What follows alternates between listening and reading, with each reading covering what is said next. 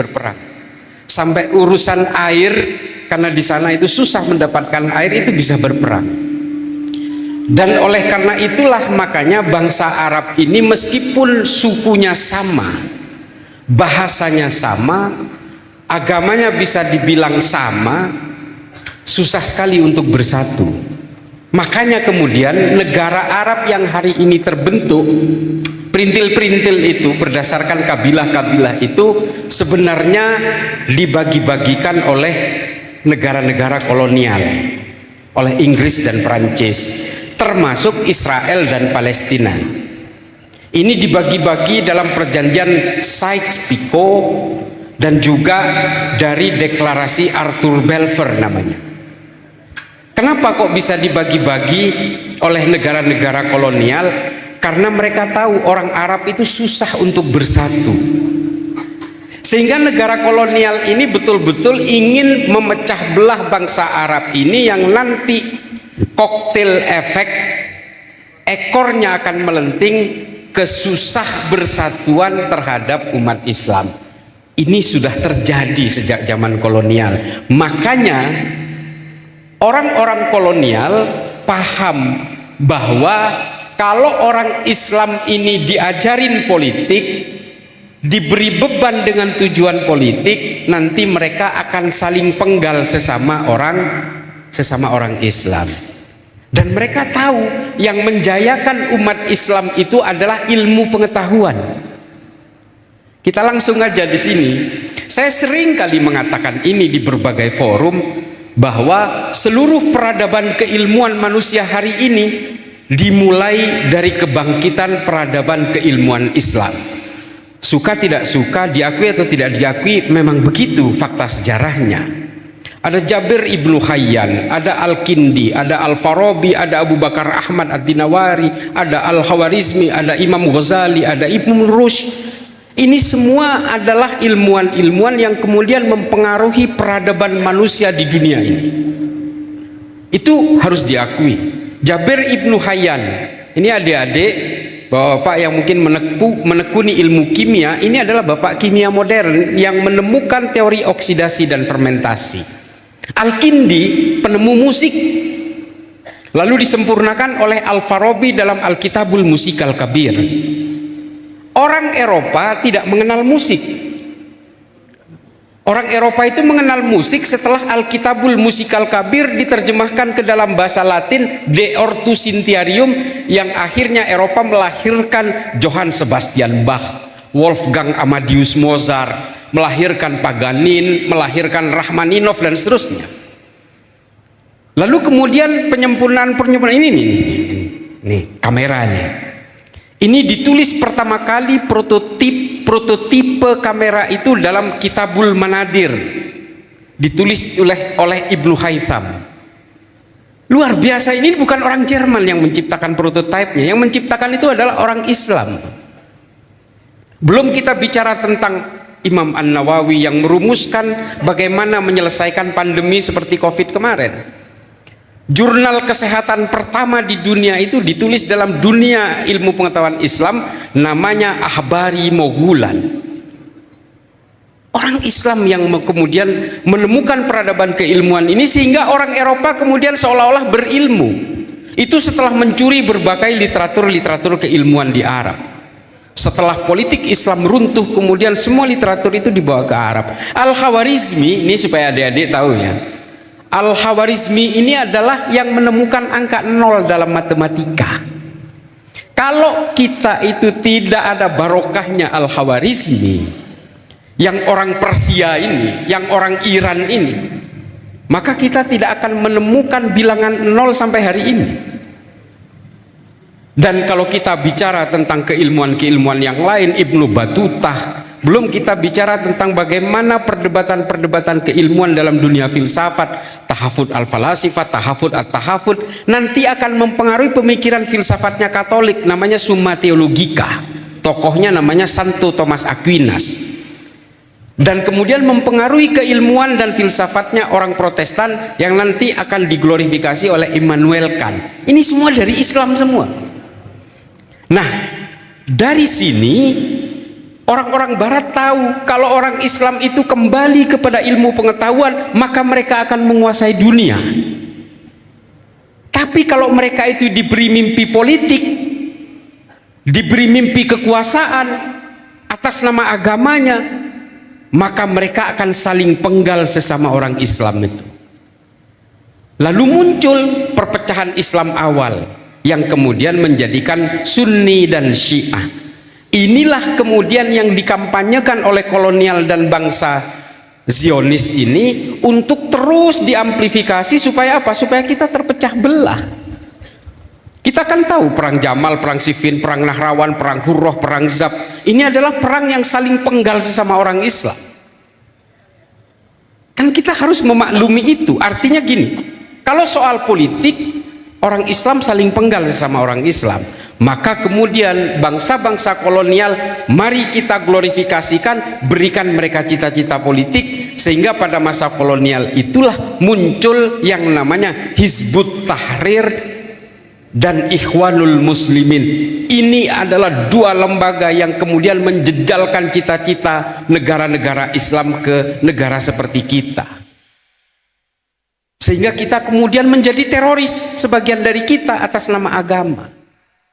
Mereka menganggap kita yang tunduk kepada Pancasila ini, kepada undang-undang buatan manusia ini, kemudian dianggap kafir, togut, dan darahnya dihalalkan. Padahal Rasulullah membuat Sahifatul Madinah. Kalau dalam riwayat Nabi Ibnu Ishaq, ini adalah kesepakatan Rasulullah dengan suku-suku dan para pemuka agama. Artinya apa? Sahifatul Madinah ini adalah kesepakatan manusia, sama seperti Pancasila.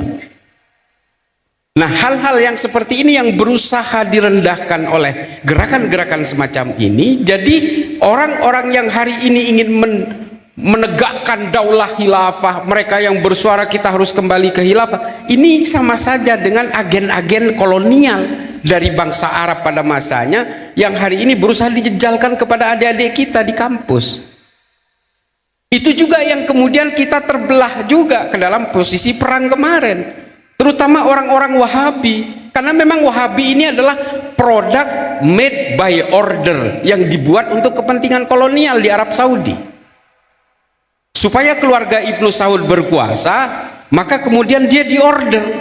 Muhammad bin Abdul Wahab kemudian membuat tailor fit, menjahit hukum-hukum fikih itu sesuai dengan kebutuhan mereka.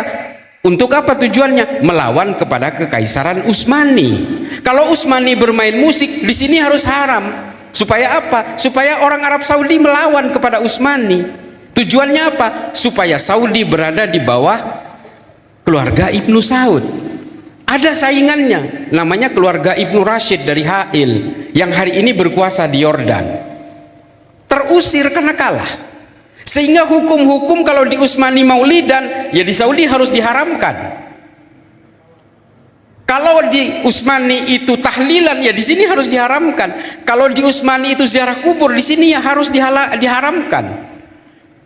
Perlawanan-perlawanan melalui fikih-fikih yang diorder inilah kemudian yang melahirkan Wahabisme modern, yang pada akhirnya mereka mengamplifikasi agenda-agenda kolonial, termasuk mengkafir-kafirkan Iran dan seterusnya. Iran kemarin ada 7 hari 40 hari. Apanya Ki? 4 perangnya? Selamatan. Oh, 40 hari. Nah, itu ada tahlilan juga. Iya, Ali Khamenei juga ada 40 harinya kemarin. Sama seperti ini kita NU.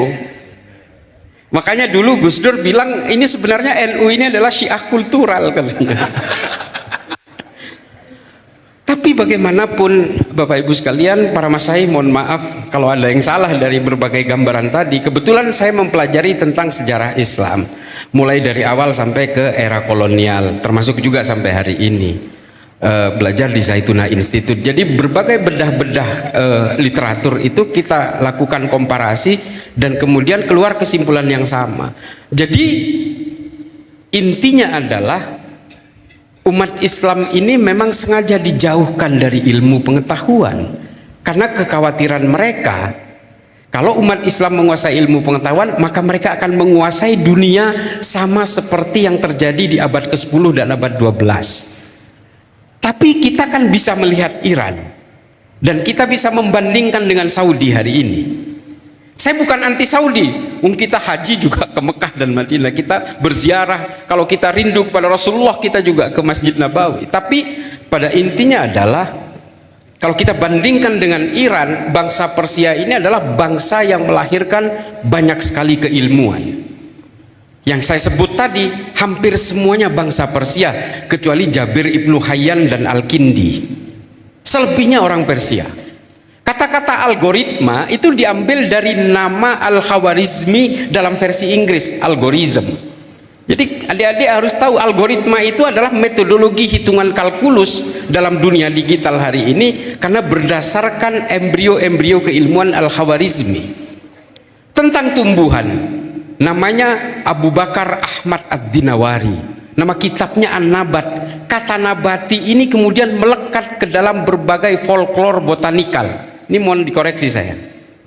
Kata nabati ini kemudian berasal dari judul kitabnya Abu Bakar Ahmad Ad-Dinawari yang mengatakan tumbuhan ini beracun, tumbuhan ini bisa dikonsumsi, tumbuhan ini bisa dimakan mentah, tumbuhan ini bisa dijadikan obat. Ini barokahnya para pemikir-pemikir Persia yang pada masa itu dia Islam. Munculnya orang Persia ini kafir, orang Syiah kafir itu setelah masa kolonial di Timur Tengah yang diamplifikasi lewat gerakan-gerakan Zionis Raya itu, the Greater Israel Movement. Jadi Bapak Ibu sekalian, tidak ada gunanya juga kita mengkafir-kafirkan orang apalagi yang seagama, yang masih juga naik hajinya sama. Kalau kita yang pernah ke Mekah umroh atau haji, kita ketemu dengan orang-orang Iran juga di sana. Jadi para kiai, para gus, para nyai, santri, kalau kita berbicara tentang bagaimana peradaban manusia itu bekerja, ya sudah, semua bertumpu kepada ilmu pengetahuan. Kita ingin memajukan agama Islam, ya majukan dengan keilmuan Islam, dengan ilmu pengetahuan. Coba Ibnu Sina, ini orang Persia juga, dia yang menemukan jarak bulan dan matahari dan hitungannya itu presisi sampai hari ini, nggak pakai alat. Anatomi tubuh manusia, bagaimana manusia memakan makanan kemudian dicerna melewati feses dan seterusnya kemudian menjadi kotoran. Ini kan sebenarnya pemikiran-pemikiran sederhana yang mungkin tidak akan dipikirkan orang pada abad itu, pada abad ke-10 itu. Yang hari ini Ibnu Sina oleh orang-orang Wahabi dikafirkan karena dia dianggap Syiah. Ini kan sebuah anomali dari bagaimana khazanah keilmuan Islam yang luar biasa pada masanya. Sehingga apa? Kita hari ini terpengaruh oleh cita-cita pan-islamisme sehingga orang kemudian apa? Bergabung ke ISIS. Karena dianggap oh ini adalah khalifah yang akan menjadi penguasa dunia, bergabung ke sana. Kalau memang ingin menjayakan Islam, mari kita perbaiki akhlak kita, mari kita majukan dengan ilmu pengetahuan. Hari ini Bapak Ibu sekalian, adik-adik, mohon maaf kalau ada yang salah, ini saya gemeteran ini agak grogi juga. Ini para akademisi, para kiai, para ahli agama semua memang harus kita amplifikasi seperti itu. Hari ini anak-anak muda di Arab, saya terakhir kemarin itu ke Sarjah, dari Sarjah saya ke Irbil, ke Irak bagian utara. Setelah dari Sarjah saya ke Tunis, dari Tunis saya ke Libya, dari Libya saya ke Fes, Maroko, dari Maroko kemudian saya terakhir di Berlin. Berbicara tentang bagaimana mengamplifikasi dan mengglorifikasi keilmuan Islam itu. Karena begini, anak-anak muda di Timur Tengah hari ini hampir semuanya tidak percaya agama. Kebanyakan begitu, tapi mereka diam-diam tidak mau mengakui secara terbuka, Kiai. Karena kalau mengaku dia tidak percaya agama di negaranya dia dipenggal. Seperti di Saudi misalnya. Terutama perempuan-perempuan di Saudi itu banyak sekali yang tidak lagi percaya kepada agama dan tidak percaya dengan adanya Allah. Melahirkan banyak sekali tokoh-tokoh ateis dari Saudi perempuan. Ada Rana Ahmad, Rahaf Al-Kunun, Dina Ali Sahnun, ada Ajla Aiwa, saudara kembar yang hari ini di Ukraina. Kenapa begitu? Karena di Saudi perempuan dijadikan warga kelas 2 atas nama agama. Mereka dikungkung, ke mall dipisah, ke sekolah dipisah, ke pesta pernikahan dipisah, sampai parkiran dipisah. Sehingga mereka berpikir, loh salah saya apa? Saya menjadi perempuan kan kehendak Allah juga. Kok tiba-tiba Allah nggak hadir ke saya? Mereka protes. Kalau begitu, ini semua jangan-jangan agama ini dibuat oleh kaum laki-laki yang buaya darat ini gitu. Masa suami saya kawin lagi, lalu kemudian kalau saya menolak, saya tidak setuju, saya dikatakan akan masuk neraka katanya. Ini Rana Ahmad berkata begitu. Itu Katanya kalau masuk surga tanpa kitab. itu produk fikihnya buaya darat itu. Jadi pemikiran-pemikiran yang seperti ini, intimidasi dan engineering pembentukan misogini ini atas nama agama, sehingga kemudian orang tidak percaya lagi kepada konsep-konsep ketuhanan, kepada akidah dan seterusnya, kepada tauhid. Nah, ini banyak produknya. Nah, saya melakukan perjalanan itu, melakukan dialog dengan anak-anak muda di sana, dan mereka semua percaya bahwa Tuhan itu nggak ada. Ini kan membuat kita risau. Kita sebenarnya nggak peduli orang itu murtad, mau orang itu musyrik, mau orang itu zindik. Sebenarnya kita tidak peduli juga gitu. Itu kan haknya masing-masing. Tapi kan kita sebagai pemeluk Islam yang kita merasa bahwa Islam ini adalah agama yang paling benar, kan kita harus membenarkan cara berpikirnya mereka. Proses-proses kognitifnya mereka harus kita luruskan tentang konsep ketuhanan. Dan mereka lebih percaya kepada Stephen Hawking namanya. Ini adik-adik udah ada yang baca nggak triloginya Stephen Hawking? Nggak bakal. Saya cerita aja lah. Jadi bukunya Stephen Hawking ini, Bapak Ibu sekalian, adik-adik, The Brief History of Time ini bercerita bahwa alam semesta ini bukan diciptakan oleh Tuhan. Ini diciptakan oleh sebuah teori fisika yang bernama mekanika kuantum. Jadi Tuhan itu tidak ada, kata Stephen Hawking. Dengan pembuktian di dalam bukunya yang luar biasa, dengan bagaimana kosmik berbenturan, bagaimana pusat gravitasi yang bernama black hole dan seterusnya itu.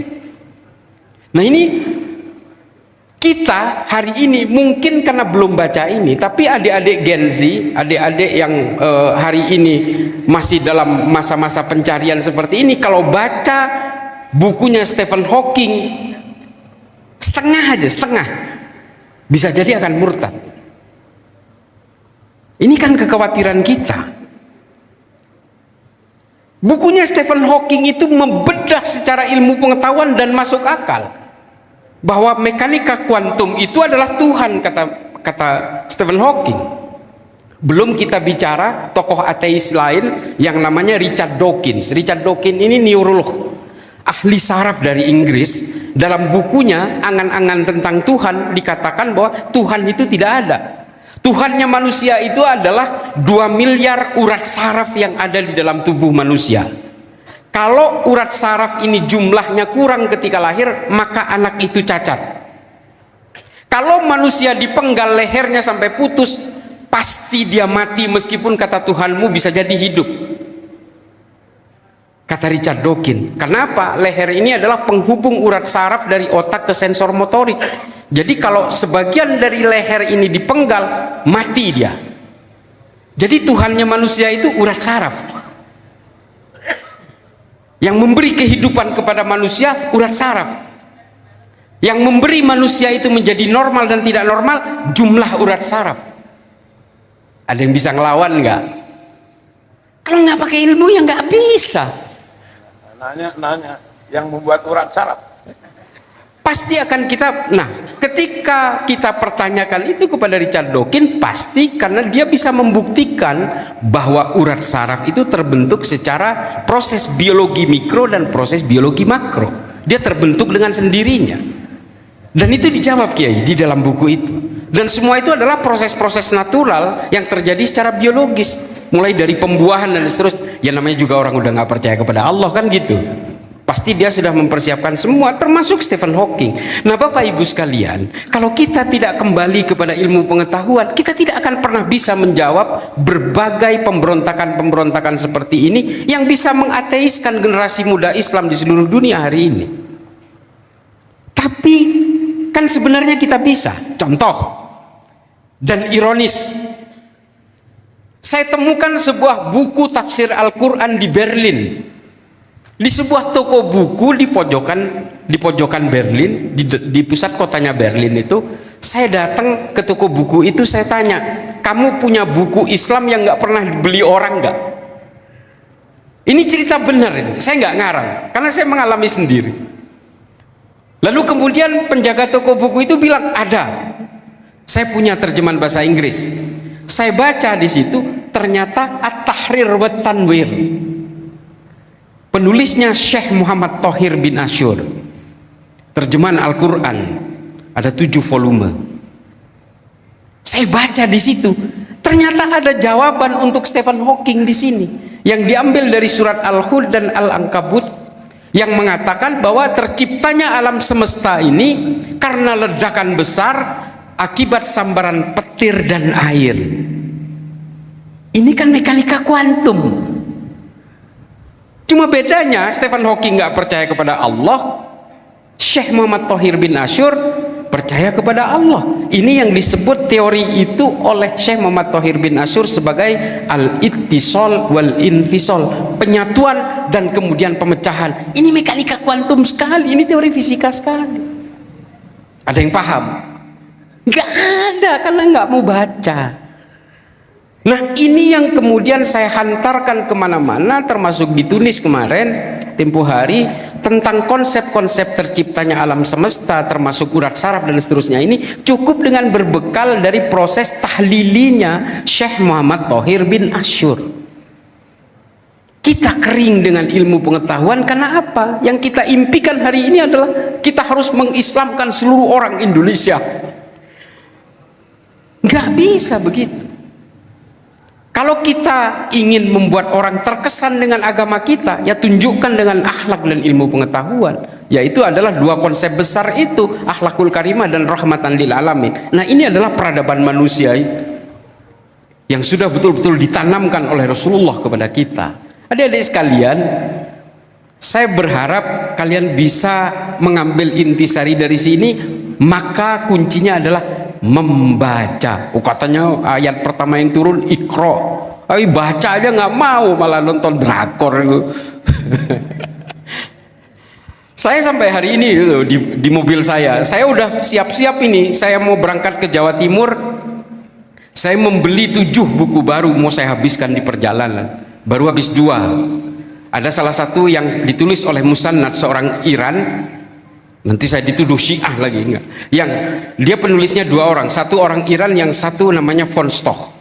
Dia menulis tentang the other prophet. Bagaimana Nabi Muhammad disebutkan dalam kitab-kitab suci yang lain dan bagaimana Yesus disebutkan di dalam kitab-kitab sucinya orang Islam. Dia membuat komparasi itu tentang konsep kenabian, konsep peradaban dan bagaimana turunnya agama-agama. Keren banget. Nggak ada yang menerjemahkan ini ke bahasa Indonesia, bahasa Inggris lek, gak iso coro Inggris ya wis, gak usah moco wis. Jadi kita harus memperkaya tentang bagaimana kemudian peradaban manusia ini bekerja. Nggak bisa dihalangi dengan halal dan haram saja. Peradaban manusia ini berjalan dengan logikanya sendiri. Coba mengeluarkan fatwa, satu ulama besar mengeluarkan fatwa mobil listrik itu haram. Tetap aja BYD itu bikin mobil listrik 300.000 unit per hari. Nggak bakal bisa dihalangi dengan itu. Nah, ini adalah bagian dari keterlibatan kita dalam fikih-fikih peradaban ini. Kita anak-anak muda semua, mari kita memperkaya dengan ilmu pengetahuan. Kita boleh baca kitab-kitab fikih, mulai seperti kita taklim muta'allim itu kan dari awal udah diajari. Habis itu sulam taufik, sulamuddiniyah dan seterusnya, sulam safina kata orang Madura. Ya kita belajar ajurumiyah, kita nahwu sorob, sama kita semua. Tapi jangan lupa kita juga harus memperkaya dengan bacaan-bacaan yang ditulis oleh orang lain, termasuk orang yang membenci Islam, yang membenci Tuhan, yang membenci Allah, termasuk buku-bukunya yang ditulis orang-orang yang membenci Nabi Muhammad. Baca supaya kita bisa tahu alam berpikirnya mereka. Pencetus ateis pertama di dalam Islam itu namanya Abul A'la Al-Ma'arri. Pernah ada yang dengar nggak? Kiai pasti lah. Saya bukan nanya kiai, kiai udah. Kiai guru saya wes pokoknya. Dia menulis Risalatul Ghufron. Di Risalatul Ghufron dijelaskan Muhammad itu pembual. Dia membuat kitab suci itu karena diarahkan oleh orang-orang pintar yang jauh lebih pintar dari Muhammad. Kata Abul A'la Al-Ma'arri, sakit kita mendengar, tapi kan kita harus baca supaya kita tahu cara berpikirnya mereka. Belum kita bicara tentang literatur yang ditulis oleh Abu Bakar Razi, Ibnu Muqaffa. Ini kan adalah pemikiran-pemikiran orang yang kemudian lepas dari konsep-konsep akidahnya. Jadi kalau kita ingin memperkaya, mempertebal tauhid kita, akidah kita, ya kita harus bisa melakukan perbandingan-perbandingan seperti itu. Mohon maaf Bu Nyai kalau ada yang salah itu.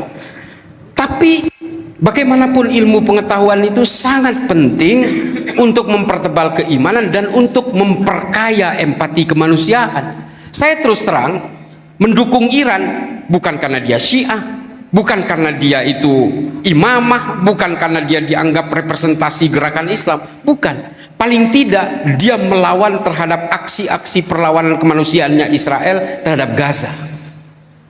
Kita bicara kemanusiaan dulu, karena al-insaniyah qabla tadayyun. Sebelum kamu mengenal agamamu, ya kamu kenal dulu kemanusiaan. Kan harus begitu. Jadi kalau kita ingin melawan Israel, kita kembalikan kepada kemanusiaan.